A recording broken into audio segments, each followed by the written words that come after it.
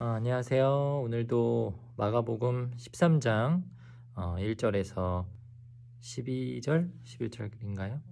제 말씀 13절, 마가복음 13장 1절에서 13절까지의 말씀 가지고 함께 말씀 묵상 나누는 시간 갖도록 하겠습니다. 어제 이제 마가복음 12장까지 해서 성전 안에서 이제 예수님이 만난 사람들과 좀 대화하고 또 논쟁하셨던 모습들이 이제 기록되어 있었는데요. 이 13장에서는 잠깐 예수님이 또 제자들과 함께 성전 밖으로 나오십니다. 그때 있었던 어떤 대화들을 또 하셨는지 그 시기에 있었던 대화와 또 그 내용들을 오늘 같이 한번 읽고 묵상하는 시간 갖도록 하겠습니다. 네, 그럼 같이 말씀 먼저 읽어보도록 할게요. 마가복음 13장 1절에서 13절까지 말씀입니다.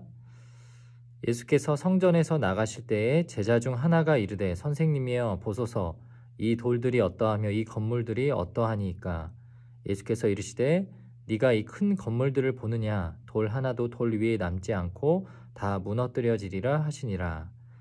예수께서 감람산에서 성전을 마주 대하여 앉으셨을 때에 베드로와 야고보와 요한과 안드레가 조용히 묻되 우리에게 이르소서 어느 때에 이런 일이 있겠사오며 이 모든 일이 이루어지려 할 때에 무슨 징조가 있사오리이까. 예수께서 이르시되 너희가 사람의 미혹을 받지 않도록 주의하라. 많은 사람이 내 이름으로 와서 이르되 내가 그라하여 많은 사람을 미혹하리라. 난리와 난리의 소문을 들을 때에 두려워하지 말라. 이런 일이 있어야 하되 아직 끝은 아니니라. 민족이 민족을 나라가 나라를 대적하여 일어나겠고 곳곳에 지진이 있으며 기근이 있으리니 이는 재난의 시작이니라. 너희는 스스로 조심하라. 사람들이 너희를 공회에 넘겨주겠고 너희를 회당에서 매질하겠으며 나로 말미암아 너희가 권력자들과 임금들 앞에 서리니 이는 그들에게 증거가 되려 함이라. 또 복음이 먼저 만국에 전파되어야 할 것이니라. 사람들이 너희를 끌어다가 넘겨줄 때에 무슨 말을 할까 미리 염려하지 말고 무엇이든지 그때 너희에게 주시는 그 말을 하라. 말하는 이는 너희가 아니요 성령이시니라. 형제가 형제를 아버지가 자식을 죽는 데에 내주며 자식들이 부모를 대적하여 죽게 하리라. 또 너희가 내 이름으로 말미암아 모든 사람에게 미움을 받을 것이나 끝까지 견디는 자는 구원을 받으리라. 아멘. 오늘도 이 마가복음 13장 말씀을 가지고 우리 함께 성경 읽고 큐티하는 시간 갖도록 하겠습니다. 먼저 13장 1절에서 13절까지 말씀을 같이 한번 읽도록 하겠습니다. 함께 말씀 읽도록 하겠습니다.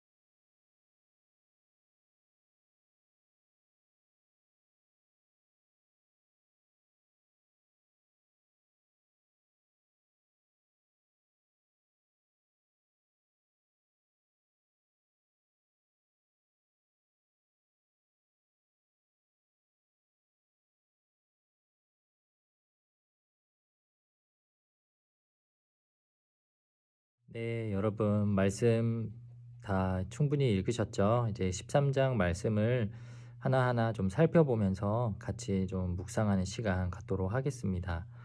13장 1절에서 13절은 이제 배경이 성전 밖이라고 제가 말씀을 드렸죠. 이제 드디어 성전에서의 대화 논쟁을 마치시고 예수님이 제자들하고 나옵니다. 그래서 13장 1절에 보니까 예수께서 성전에서 나가실 때에 장소적인 어떤 변환이 된 것을 성경 기자 기록하고 있죠. 그때 제자 중에 하나가 물어봅니다. 선생님이여 보소서 이 돌들이 어떠하며 이 건물들이 어떠하니까 이렇게 나오는데 여기 나오는 이 돌들, 이 건물들은 무엇을 지칭하는 거냐? 바로 예루살렘 성전을 지칭하는 거예요. 그랬더니 예수님께서 뜬금없이 굉장히 무서운 말씀을 하시죠. 2절 말씀에 예수께서 이르시되 네가 이 큰 건물들을 보느냐? 돌 하나도 돌 위에 남지 않고 다 무너뜨려지리라 하시니라. 어떤 자그마한 돌도 돌 위에 남지 않는다라는 것은 이제 건축물이 그 형태나 이런 것들이 다 부서질 거라는 것을 이제 예언을 하시는 거죠. 그러면서 성전이 다 무너진다, 완전히 없어진다라고 이렇게 말씀을 하셔요. 실제로 예루살렘 성전은 로마에 의해서 파괴됩니다. AD 70년에 이제 예루살렘을 점령하러 찾아온 디도스 장군에 의해서 완전히 파괴되는데 굉장히 그 섬뜩한 이야기를 지금 제자들한테 하고 있는 거예요. 근데 왜 이야기를 하시냐? 우리가 지금 교회를 이제 하나님의 교회를 말할 때 우리가 여러분들이 아마 그런 표현을 들어봤을 거예요. 우리 교회는 예수 그리스도께서 교회의 머리가 되시고 우리는 그 교회의 몸이다, 지체다 이런 말씀 들어봤을 거예요. 에베소서에 참 많이 나오는데 무슨 말이냐? 그동안 이 유대 사회에서 많은 유대인들은요, 이 성전에 대한 굉장한 애착을 갖고 있었어요. 그리고 실제로도 구약 성경의 어떤 말씀들을 읽어보면 구약 시대 사람들은 성전을 거의 우상화해서 나중에는 이런 신앙까지 갖고 있는데 예루살렘, 특히 우리 남유다 땅 안에 예루살렘에 성전이 있기 때문에 지구상의 어떠한 나라도 어떤 민족도 우리 이스라엘을 점령할 수 없다. 왜냐? 성전 안에 하나님이 계시다라고 그들이 확신했기 때문이에요. 근데 여러분, 하나님은 성전 안에 어떤 건물 안에 계신 분이 아니죠.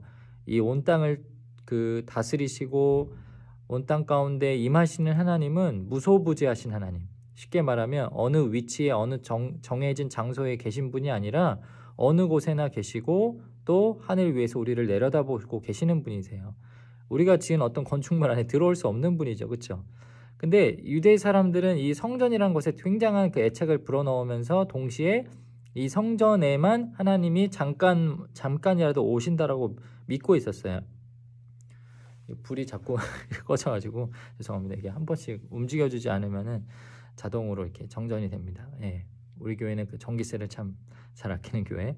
그래서 사람들이 이 예루살렘 성전은 무너지지 않을 것이고 이 성전을 그래서 우리가 보존하고 지키는 게 굉장히 중요하다고 여겼습니다.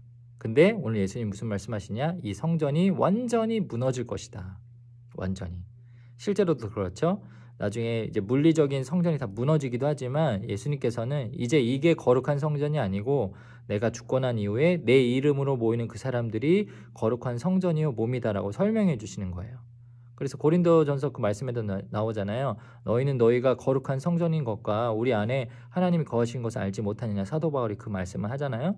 저와 여러분이 이제 거룩한 교회로 변화되어 것이죠.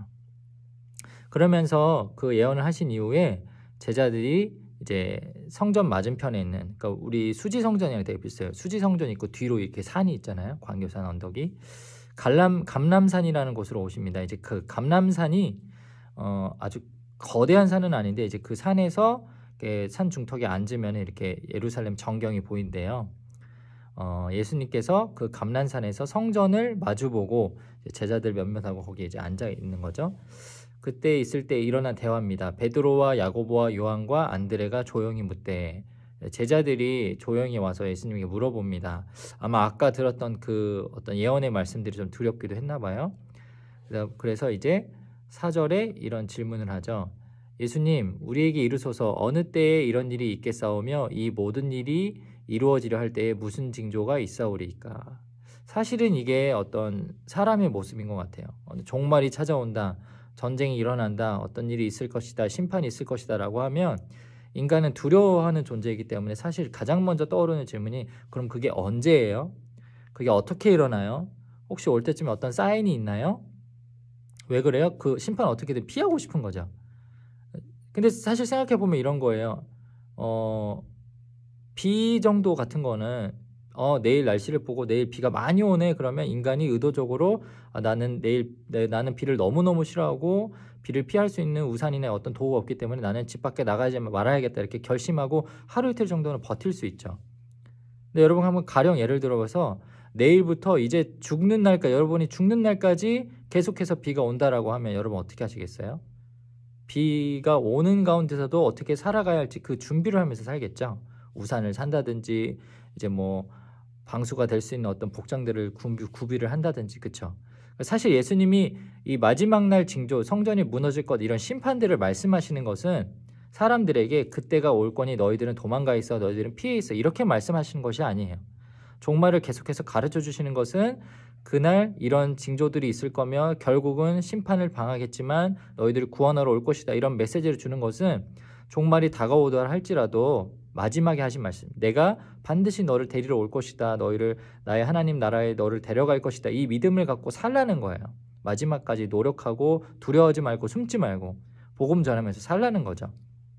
근데 역시 제자들 역시도 저희와 같이 두려움 가운데 이 징조가 언제입니까? 라고 물어봅니다. 그래서 예수님이 그에 대한 대답을 5절부터 무려 13절까지 어마어마하게 많은 구절로 설명을 하고 있어요. 일단은 조금씩 끊어서 설명을 하면 첫 번째 교훈은 뭐냐?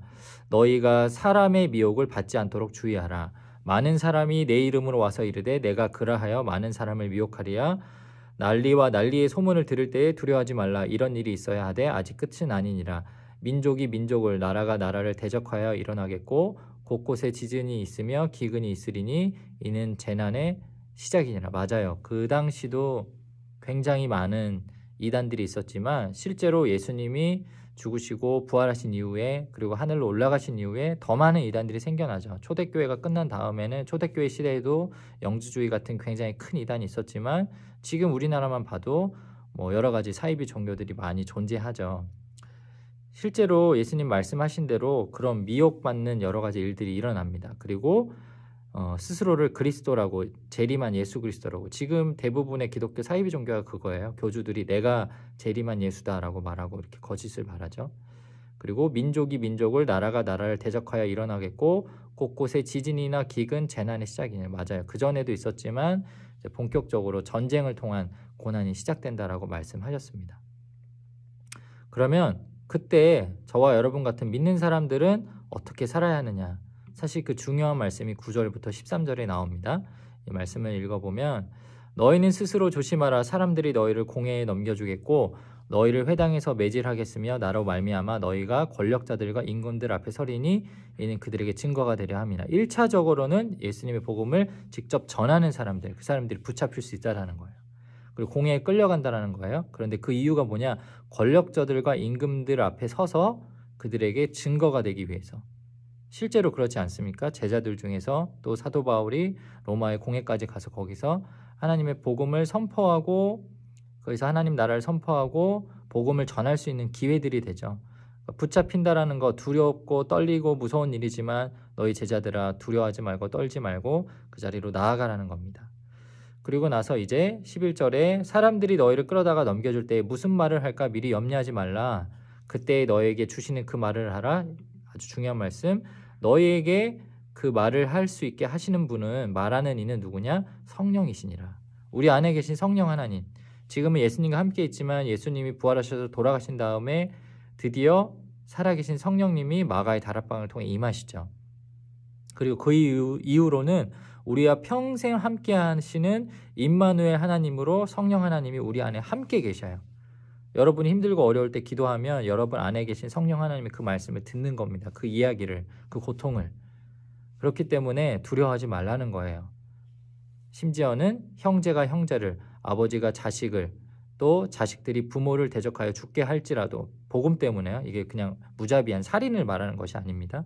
복음 때문에 이 직계가족 간에 뭐 이런 살인이 아니라 정말 가족들이 흩어질 정도로 갈등이 있을 수도 있다는 거. 실제로도 그렇죠. 예수 믿는 것 때문에 찢어지고 좀 힘들어지고 어려워지고 비난받는 가정이 생길 수도 있어요. 그러나 결론이에요. 또 너희가 내 이름으로 말미암아 모든 사람에게 미움을 받을 것이나 끝까지 견디는 자는 구원을 얻으리라. 아멘. 끝까지 견디는 자. 그들이 이기는 자가 되고 구원을 받는 자가 된다라고 오늘 예수님께서 제자들에게 말씀해 주십니다. 사랑하는 여러분, 코로나 때문에 많이 두려워하고 있어요. 안타까운 거는 어제 이제 1학기 그 수업에 대한 교육부 계획이 나왔더라고요. 온라인 개학으로 하고 고등학교 3학년, 중학교 3학년, 이제 고학년부터 차례대로 개학을 하는데, 말이 개학이 사실은 이제 집에서 하는 온라인 개학이죠. 적응 기간도 있어야 되고, 또 목사님 입장에서는 자녀들을 키우는데 어린이집과 유치원은 무기한 연기라고 하니까 또 가정에서 어머니들이 감당해야 할 몫도 되게 크고 힘든 상황인 것 같습니다. 그럴 때 오히려 이 말씀이 제 개인적으로는 되게 큰 위로가 되는 것 같아요. 힘들고 어렵지만 하나님께서 우리를 지켜주고 계시고 성령 하나님 우리와 함께하게 계시고, 그리고 끝까지 견디는 자 결국은 구원을 받게 해주신다. 우리를 지켜주신다. 여러분들도 이 말씀 의지하고 이겨냈으면 좋겠습니다. 어제 일어났던 어떤 발표 때문에 또 지속되는 이 코로나 사태 때문에 힘들고 지쳐 있겠지만 이런 위로의 말씀들 우리가 기억하면서 오늘 하루도 승리하고 여러분들 믿음 가지고 끝까지 잘 나아갔으면 좋겠습니다. 오늘도 함께 말씀 나눔 할 수 있어서 너무 감사했고요. 내일 또 계속해서 말씀 나눔 진행하도록 하겠습니다. 바이러스는 굿바이, 말씀은 가까이. 감사합니다.